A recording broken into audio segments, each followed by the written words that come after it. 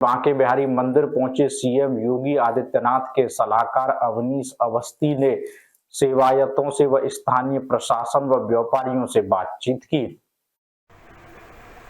मुख्य सलाहकार अवनीश अवस्थी का वृंदावन दौरा, समाधान की तलाश जारी। उत्तर प्रदेश के मुख्यमंत्री योगी आदित्यनाथ के मुख्य सलाहकार अवनीश अवस्थी शुक्रवार को श्री धाम वृंदावन के दौरे पर रहे। उनका ये महत्वपूर्ण दौरा प्रस्तावित ठाकुर बांके बिहारी मंदिर कॉरिडोर और उसके संचालन के लिए गठित होने वाले ट्रस्ट को लेकर स्थानीय निवासियों, व्यापारियों और मंदिर के सेवायतों के द्वारा लगातार किए जा रहे विरोध प्रदर्शनों के बीच समाधान का रास्ता तलाशने के उद्देश्य से था। यह परियोजना लंबे समय से विवादों में घिरी हुई है। अपने दौरे की शुरुआत में अवनीश अवस्थी ने श्रद्धापूर्वक बांके बिहारी मंदिर में देवी पूजन किया। इसके साथ ही उन्होंने ठाकुर जी को इत्र सेवा भी अर्पित की, जो भगवान के प्रति सम्मान और भक्ति का प्रतीक है।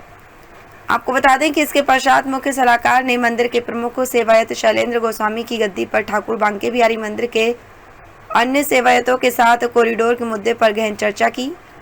लगभग 1 घंटे तक चली इस वार्ता में विभिन्न पहलुओं पर विचार विमर्श किया गया, लेकिन प्राप्त जानकारी के अनुसार इस लंबी चर्चा के बावजूद कोई भी ठोस हल नहीं निकल पाया। मंदिर के सेवायतों के साथ बैठक के बाद अवनीश अवस्थी का काफिला सीधे यात्री सुविधा केंद्र पहुंचा। यहां पर व्यापारियों और स्थानीय निवासियों के साथ एक बड़ी बैठक के आयोजन किया गया था। इस बैठक में अवस्थी ने सीधे उन लोगों से संवाद किया जो कॉरिडोर परियोजना से सर्वाधिक प्रभावित होने वाले हैं। बैठक का मुख्य स्वर कॉरिडोर के विरोध में ही रहा, क्योंकि अधिकांश प्रतिभागियों ने इस परियोजना के खिलाफ अपना सशक्त पक्ष रखा। स्थानीय निवासियों और व्यापारियों ने अपनी चिंताओं को विस्तार से साझा किया। कई लोगों ने इस बात पर जोर दिया कि यमुना नदी के किनारे काफ़ी खाली जगह पड़ी हुई है, जिसका उपयोग कॉरिडोर के निर्माण के लिए किया जा सकता है, और उनका तर्क था कि इससे मंदिर के आसपास की घनी आबादी वाली गलियों को तोड़ने की आवश्यकता नहीं पड़ेगी और यह अधिक व्यवहारिक विकल्प होगा।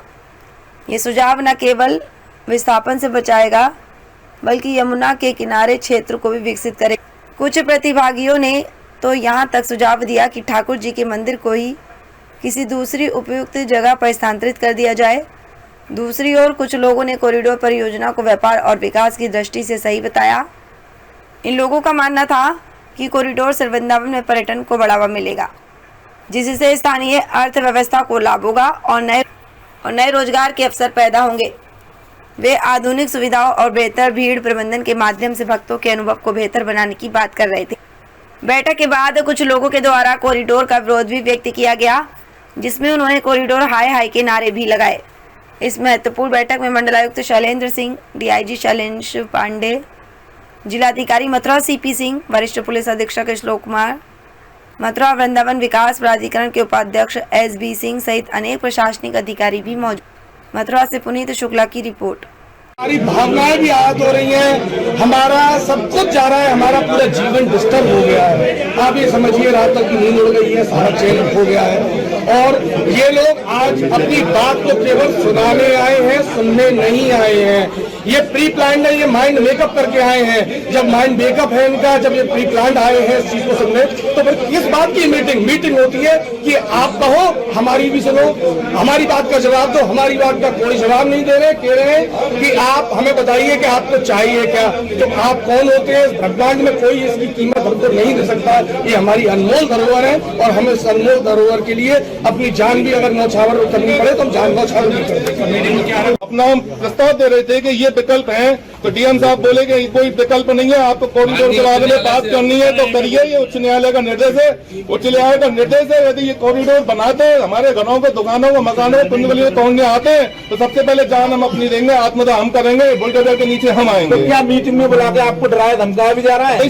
सीधी बात है, डराया धमकाने की बात तो ऐसी है ना, माइक छीने जा रहे हैं। माइक छीनने के बाद में ये कि अपनी बात मत रखिए आप, और हमारी बात को सुना नहीं जा रहा है। जब आपने सोच ही लिया है कॉरिडोर हमको बनाना ही बनाना है, हमने एक ही जवाब प्लान करके आए कॉरिडोर बनाना है, तो फिर आपको बनाना है तो फिर आप बनाइए, फिर हमको यहाँ पे क्यों बुलाया है? हमारे प्रस्ताव देने में हमारी कोई भावना फिल्म मीटिंग का बहिष्कार करके हम सब लोग यहाँ पे निकल आए हैं। और जो रोज सरकार हमें फूट डालने की राजनीति कर रही है ना, ये गलत है। हम रोज समर्थन करते नहीं है, रोज समर्थन छाप देते हैं। समर्थन जो नॉन पीड़ित लोग हैं, जो वृंदावन की भावना को जानते नहीं है, वो उनको बुला लेते हैं, उनसे 4 लोगों से समर्थन ले लेते हैं, ये फिर कहते हैं समर्थन दे दिया। हमारा किसी का समर्थन नहीं है। आज आप चलिए, आप सबको मैं लेके चलता हूँ कॉरिडोर से जो पीड़ित क्षेत्र है, एक एक घर पे जाना, आप लोग एक एक घर में पूछना है क्या आप कॉरिडोर बनवाना चाहते हैं, अपने घरों मकानों को दुकानों को तोड़वाना चाहते हैं? सब बोलेंगे नहीं तोड़वाना चाहते। तो गवर्नमेंट योजना ला करके हमारे ऊपर क्यों ठोक रही है? वृंदावन की संस्कृति को क्यों खत्म कर रही है? हमने कहा कॉरिडोर परिक्रमा किनारे बना लो ना, साधन में इतनी जगह है, उस पर कोई सुनने को तैयार नहीं है। बस अपना अपना अपना अपना अपना बोलना है, इनको हमें सुनना नहीं है। मैं आपको एक और बता दूं कि मंदिर का किसी प्रकार से कोई अधिग्रहण नहीं हो रहा है, गलत अफवाह फैलाई जा रही है। मंदिर की पूजा पद्धति में जो सेवायत हैं, जो गोस्वामी जी हैं, वही सेवा करेंगे। उनका जिस तरीके से सिविल कोर्ट में उन्होंने अपना तय किया हुआ है पूजा पद्धति कौन कब करेगा, वैसा ही रहेगा। उसमें सरकार की या ट्रस्ट की कोई दखलंदाजी नहीं होगी। जो मेन मुद्दा है वो बार बार ये बात कहते हैं कि जो हमारे मकान हैं, हम यहाँ रह रहे हैं वर्षों से, हमारे घर के पास है बिहारी जी, तो हम इतने दूर क्यों चले जाएं आगे?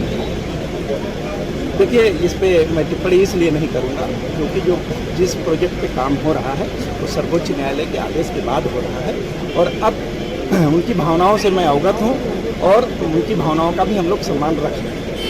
Thank you.